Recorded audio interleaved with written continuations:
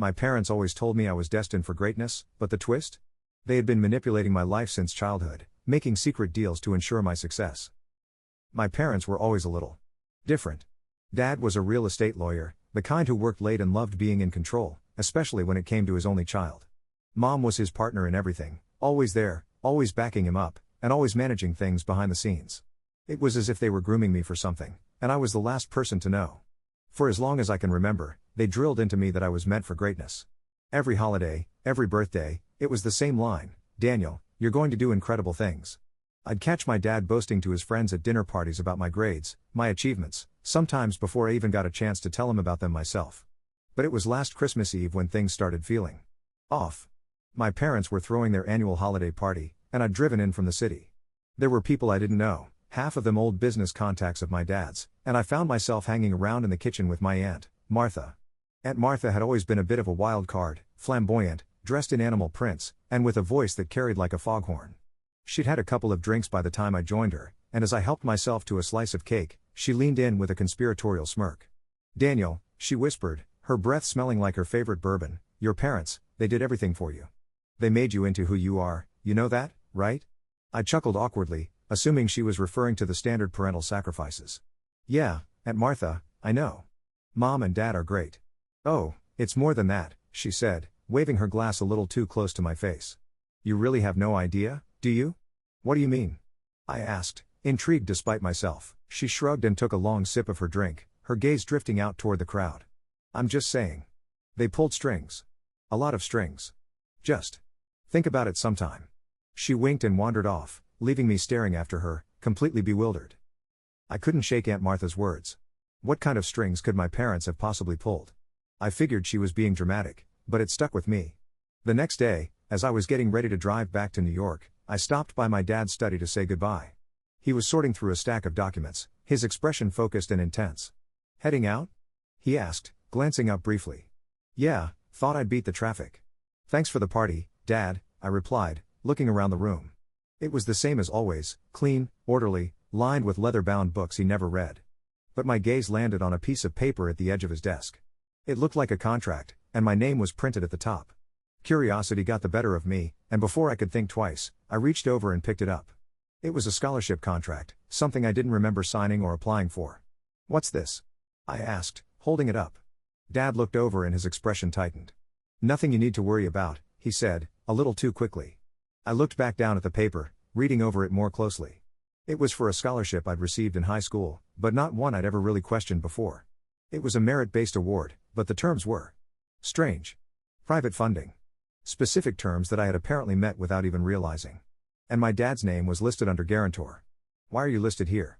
I asked, a pit forming in my stomach. He sighed, crossing his arms. "Daniel, we've always wanted the best for you. We made sure you had opportunities." "Opportunities?" I repeated, feeling a spark of anger ignite. "Are you saying you arranged this?"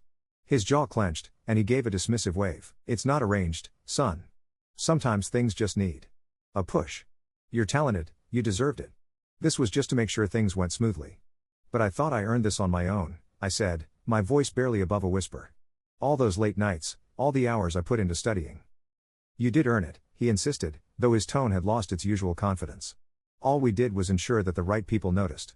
A cold realization washed over me. "So? What else did you ensure?" At this, my dad's face hardened. "Don't start that, Daniel. You're successful because of your own hard work. A little help here and there doesn't change that." I didn't know what to say. I felt like the ground had just shifted under me, like my entire foundation had been shaken. Without another word, I turned and left, the paper still clutched in my hand. Over the next few weeks, I tried to let it go, but I couldn't stop thinking about it. What other opportunities had been arranged for me? Had my entire life been orchestrated? One afternoon, I decided to call up my old high school teacher, Mr. Harris. He'd been a huge influence on me back then, and I trusted him. If anyone could give me answers, it was him. "Hey, Mr. Harris, it's Daniel," I said when he picked up. "I was wondering if you could help me with something." "Daniel. Good to hear from you. What's on your mind?" I took a deep breath, feeling a little ridiculous for even asking. I was thinking back to that scholarship I got. The one in junior year. "Do you remember anything about how I got it?" There was a long pause on the other end. "Why are you asking about that, Daniel?" I found out that my dad was somehow involved. I thought it was based on merit, but now. I don't know. Mr. Harris sighed, his voice cautious. Look, Daniel, your father. He was a very involved parent. Let's just say he made sure certain people knew who you were. I felt my stomach drop. You mean he pressured the committee? Daniel, sometimes in life, people open doors. What matters is that you had the talent to walk through them, he said, clearly uncomfortable with the conversation. So it wasn't based on my ability alone, I said, feeling the anger rise again. There was another pause, and when Mr. Harris spoke again, his tone was apologetic. You were one of the best students I ever had, Daniel. Don't let this take that away from you. I hung up, feeling sick. All those years I'd spent thinking I'd earned my way, and now it felt like a lie. I confronted my parents that weekend. I'd spent days rehearsing what I'd say, but when I walked into their living room, the words seemed to evaporate. Mom and Dad were sitting on the couch, looking at me expectantly. They probably thought I'd come over for a casual visit, but I could barely keep the anger out of my voice. Why did you do it? I asked, not bothering with pleasantries. They exchanged a glance. Do what, honey? Mom asked, her voice soft and placating. All of it. The scholarships, the recommendations. Did you arrange everything? Mom's face fell, and Dad's expression turned to stone. Daniel, we've already been over this, he said in that no-nonsense tone he reserved for shutting down arguments. We wanted to make sure you had every chance to succeed. So you lied to me my entire life, I said, my voice breaking. Every award, every accomplishment. It wasn't real, was it? You manipulated everything. Don't be dramatic, Dad said, rolling his eyes. Do you know how competitive things are? We gave you the support you needed. You're acting like you didn't work hard. But I thought I was doing it all myself, I shouted, my voice echoing off the walls. I thought I was special. But you took that away from me. Daniel, Mom said, reaching for my hand. We did it because we love you. We wanted you to have the life we never did. I pulled my hand back, shaking my head. I don't even know who I am anymore. Was any of it real? They didn't answer. They just sat there, staring at me, and in that silence, I realized that they didn't understand. They didn't see what they'd taken from me. I need time, I said finally, standing up. I need to figure out what's mine and what's yours. Without looking back, I left. That night, for the first time in my life, I felt like I was finally seeing the truth. And it wasn't the future they'd promised, it was a future I'd have to build for myself, without any help, without any strings. As I drove away, I felt strangely free. I spent the next few days in a haze, barely sleeping, trying to process everything. The bitterness and betrayal gnawed at me, and I couldn't just let it go. My entire life had been a well-curated path that my parents had paved, making deals and pulling strings to ensure that I never failed, never struggled, and never faced the world on my own terms. And the worst part? They did it all while pretending it was just good parenting. That's when I decided, if they were going to manipulate my life like it was some kind of business transaction, then maybe it was time to treat them the same way. They'd always been so sure they knew what was best for me. But if they wanted a perfect son so badly, they could have one, the kind that knew how to get exactly what he wanted, without them. I cut contact with them almost completely. When they called, I let it ring. When they emailed, I left them unread. I didn't visit, didn't update them about my life. I was finally living for myself, doing things my way, even if that meant stumbling here and there. I made real friends, worked on my own projects, and even left my cushy job that Dad had helped me get for something entirely different, something on my terms. It was around that time that I realized something I never would have suspected: my dad's business was not doing so hot. Over the years, he'd become complacent, maybe even a bit arrogant, assuming that things would keep going well because they always had. But the real estate market had shifted, and his clients were going elsewhere. The fact that my dad's empire was shaky at best? That was the opportunity I needed. I started looking for ways to network within his world, this time on my own terms, and without him knowing. With my background, I had enough connections and expertise to pick up on the weak points in his client list and even his investor pool. My goal wasn't just to learn about his business but to learn how I could dismantle it if it ever came down to it. I thought about it as poetic justice. I'd become exactly what they wanted, a success, but one they'd never imagined. And in a move that would hurt them the most, I intended to do it without them and, in a way, against them. The first time I attended a business networking event that he was at, he was shocked to see me. Daniel? He approached me, brow furrowed in confusion. What are you doing here? I smiled, not even bothering to hide my satisfaction. Networking. I've been working on a few things. Really? He looked intrigued, but I could see the edge of suspicion in his eyes. What kind of projects? Oh, you know. Investments, real estate. Nothing too big yet, but it's building. A lot of demand in the city. Well, good for you, son. His voice was laced with hesitation. He was used to being the one pulling the strings, so seeing me there, independent, unsettled him. After that, I started making moves in the industry that overlapped with his clients. I built up my own portfolio slowly, without him ever knowing just how directly I was stepping on his toes. Every time I closed a deal, every time I signed a new client that might have once looked to my dad's firm, it felt like a small but deeply satisfying victory.